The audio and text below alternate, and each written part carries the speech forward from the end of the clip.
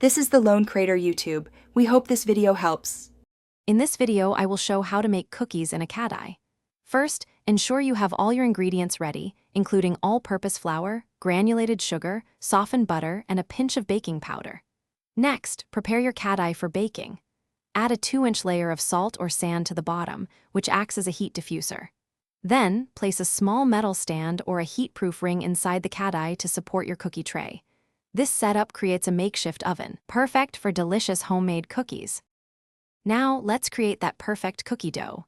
In a bowl, cream together 100 grams of softened butter and 70 grams of granulated sugar until the mixture is light and fluffy. This step incorporates air, making your cookies tender. Gradually add 150 grams of all-purpose flour and 1/4 teaspoon of baking powder, mixing until just combined. Avoid overmixing.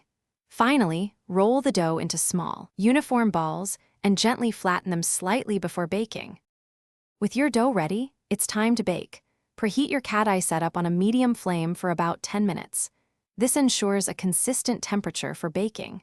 Carefully place your tray of prepared cookie dough onto the stand inside the hot Kadai. Cover the Kadai tightly with a lid to trap the heat. Bake for 15 to 20 minutes or until the edges of your cookies turn a beautiful golden brown. Keep an eye on them to prevent overbaking. Once baked, carefully remove the cookie tray from the Kadai. Let your delicious cookies cool completely on a wire rack. This helps them firm up and develop their perfect texture.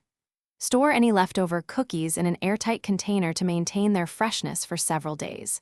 They're perfect with a cup of tea or coffee. And hey, if you're looking for other great deals, including something to keep your car smelling fresh, check out the links in the description below.